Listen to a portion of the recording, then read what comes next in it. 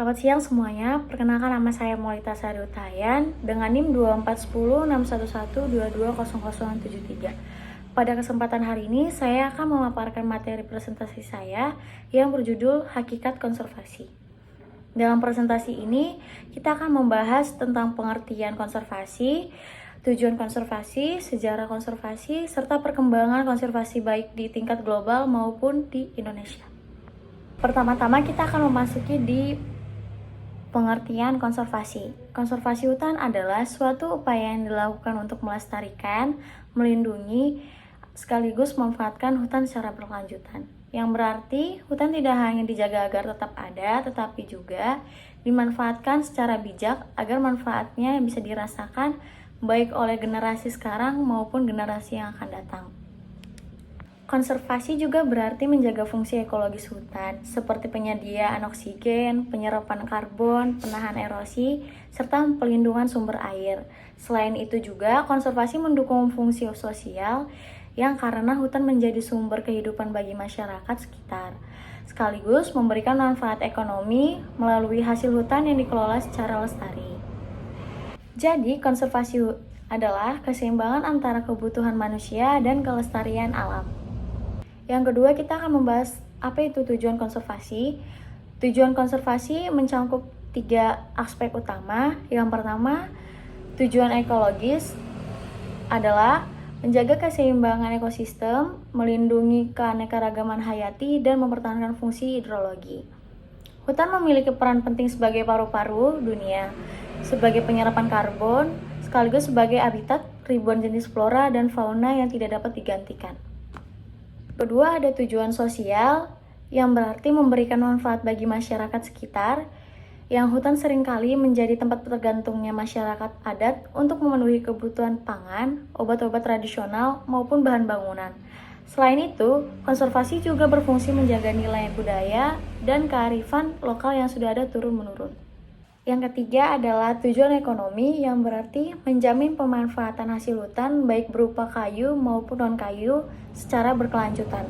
Misalnya hasil rotan, madu hutan, damar, hingga ekowisata.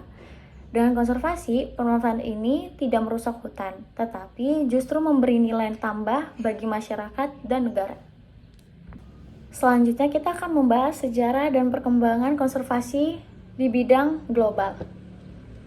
Secara global, kesadaran tentang konservasi muncul pada abad ke-19.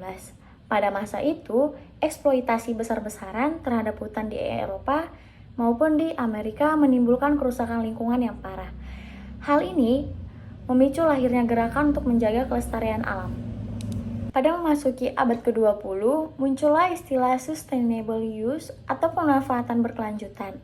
Konsep ini menekankan bahwa manusia boleh memanfaatkan sumber daya alam, tetapi dengan cara yang tidak merusak keberlanjutan ekosistem. Organisasi dunia seperti di UNC, International Union for Conservation of Nature, yang kedua ada UNEP, United Nations Environment Programme, dan WWF, World Wide Fund for Nature. Kemudian berperan besar dalam menyebarluaskan pentingnya konservasi di seluruh dunia. Selanjutnya kita akan menjelaskan tentang sejarah atau perkembangan konservasi di Indonesia. Di Indonesia, konsep konservasi sudah dikenal sejak masa kolonial Belanda dengan adanya sistem Bonzen pada abad ke-19. Namun, pada masa itu, pengelolaan hutan lebih berfokus pada eksploitasi ekonomi, terutama untuk pemenuhan kebutuhan kayu dan perkebunan, bukan pada pelestarian. Pada memasuki masa setelah kemerdekaan, pemerintah Indonesia mulai memperhatikan aspek konservasi secara lebih serius. Pada tahun 1980-an, pemerintah mendirikan berbagai taman nasional seperti Taman Nasional Ujung Kulon di Banten, Taman Nasional Gunung Leuser di Sumatera, dan Taman Nasional Komodo di Nusa Tenggara Timur. Kawasan-kawasan ini ditetapkan untuk melindungi keanekaragaman hayati yang unik dan terancam punah. Selanjutnya, lahirlah Undang-Undang Nomor 5 Tahun 1960 tentang konservasi sumber daya hayati dan ekosistemnya. Undang-undang ini menjadi dasar hukum penting dalam pelaksanaan konservasi di Indonesia. Saat ini, konservasi di Indonesia mencangkup berbagai kegiatan, mulai dari perlindungan satwa liar, rehabilitas hutan rusak, hingga pemanfaatan berbasis masyarakat seperti ekowisata dan hutan desa. Terakhir, kita akan memasuki kesimpulan.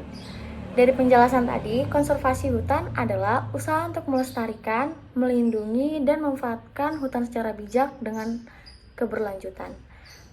Oleh karena itu, konservasi bukan hanya tugas pemerintah, tetapi juga menjadi tanggung jawab kita semua.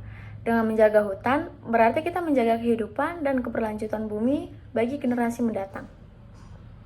Demikian presentasi saya pada hari ini. Semoga melalui materi ini kita dapat memahami kepentingan menjaga kelestarian hutan dan lingkungan demi keberlanjutan kehidupan di masa depan.